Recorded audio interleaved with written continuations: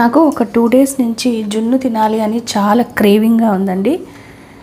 మామూలుగా మనం రెగ్యులర్గా బయట పాలు పోయించుకున్నామంటే వాళ్ళు గేదెలు ఈనినప్పుడు మనకి ఇస్తారు. కానీ ఇప్పుడు నేను కంట్రీ డిలైట్కి షిఫ్ట్ అయ్యాను కాబట్టి అటువంటి ఫెసిలిటీ లేదు. ఫ్యూచర్లో వాళ్ళు కూడా జున్ను పాలు ఆన్లైన్లో పెడితే బాగుండు. అయితే నేను కామధేను అని ఒక బ్రాండ్ అనమాట, ఇది జున్ను పౌడర్. నేను ఒకసారి ట్రై చేశాను, ఇది చాలా టేస్టీగా ఉంది. అసలు జున్ను పాల నుంచి కాకుండా పౌడర్ నుంచి చేసామా అన్నట్టు ఏమి ఉండదు అనమాట. సో ట్రై చేయండి ఎవరైనా. సో ఈ ప్యాకెట్ నేను 2 ప్యాకెట్స్ చేస్తున్నాను. దీని మెజర్మెంట్ ఎలా ఇచ్చాడో వాడు అలాగే అనమాట.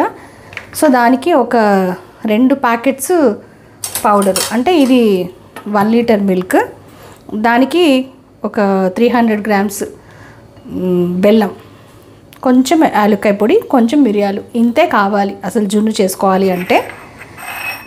ఈ పౌడర్ని ఇప్పుడు ఇందులో వేసేద్దాం.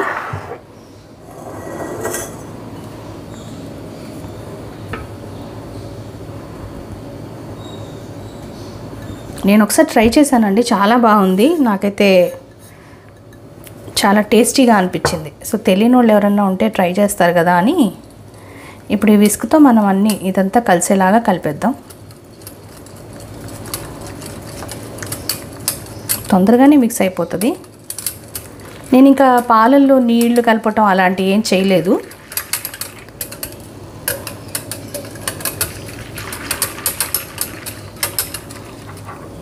ఇప్పుడు ఈ బెల్లం కూడా చూసి వేసుకుందాం. చక్కెర అయినా వేసుకోవచ్చు, కానీ జున్ను ఎప్పుడైనా బెల్లంతో చేసుకుంటేనే బాగుంటుంది అన్నమాట.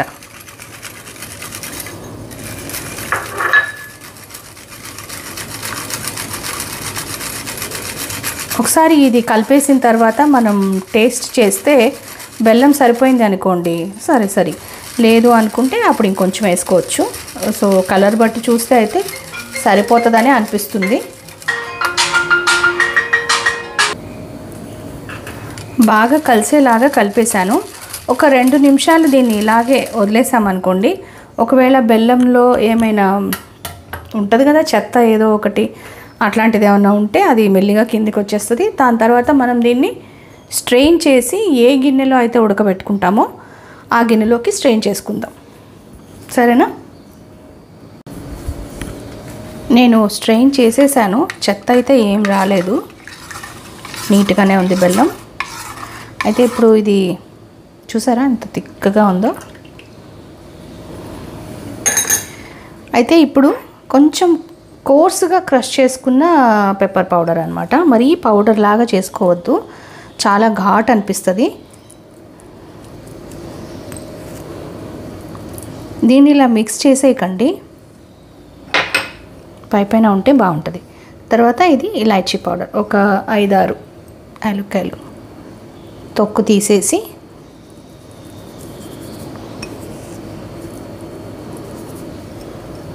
ఇప్పుడు మనం దీన్ని స్టీమ్కి పెట్టుకోవాలి.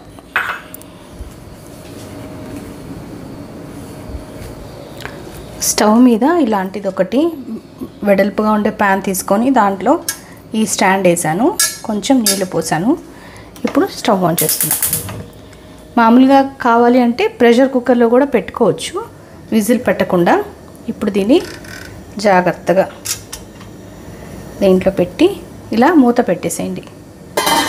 మూత పెట్టిన తర్వాత జస్ట్ ఒక 5 మినిట్స్ అయిన తర్వాత ఇట్లా బాగా ఆవిరి వస్తున్నట్టుగా ఉంటుంది.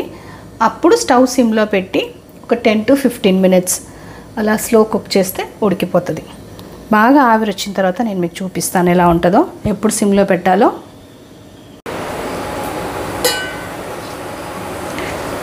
ఇప్పుడు నీళ్లు బాగా వేడెక్కినాయి కదా, ప్లస్ పాలు కూడా కొంచెం వేడెక్కినాయి. అంటే మనం చల్లటి పాలు పోసాం కాబట్టి కొంచెం అవి వేడెక్కిన తర్వాత ఇప్పుడు మనం సిమ్లో పెట్టుకోవచ్చు. ఇప్పటి నుంచి ఒక 15 మినిట్స్ క్యాలిక్యులేట్ చేసుకోండి. మరీ సిమ్ కాదు, అలా అని మీడియం కూడా కాదనమాట, మధ్యలో.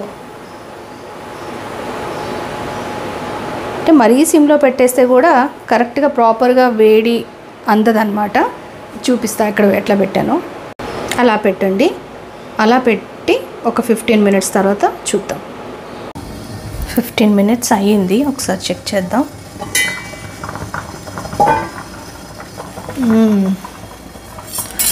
గుమగుమలు అదిరిపోతున్నాయి. ఇప్పుడు మనం ఏం చేయాలంటే ఎక్కడైనా ఇట్లా కత్తి పెట్టి గుచ్చామనుకోండి, ఏం అంటుకోలేదు కాదా? ఓకే, సో ఏం అంటుకోలేదు అంటే ఉడికిపోయినట్టే అనమాట. ఇప్పుడు స్టవ్ ఆఫ్ చేసేస్తున్నాను. దీన్ని ఫ్యాన్ కింద ఆరబెట్టి రూమ్ టెంపరేచర్ కంటే కూడా ఇంకొంచెం తక్కువకి వచ్చిన తర్వాత ఫ్రిడ్జ్లో పెట్టుకొని చల్లగా తింటే చాలా టేస్టీగా ఉంటుంది. చల్లారాక చూద్దాం. చల్లగా అయిందండి, ఫ్రిడ్జ్లో పెట్టి తీసాను. ఇందాక లూజ్గా ఉంది కదా, ఇప్పుడు కొంచెం గట్టిగా అయింది చూసారా. ఇప్పుడు మనం దీన్ని టేస్ట్ చేద్దాం. పా, ఎంత గట్టిగా ఉందో. ఓఫో,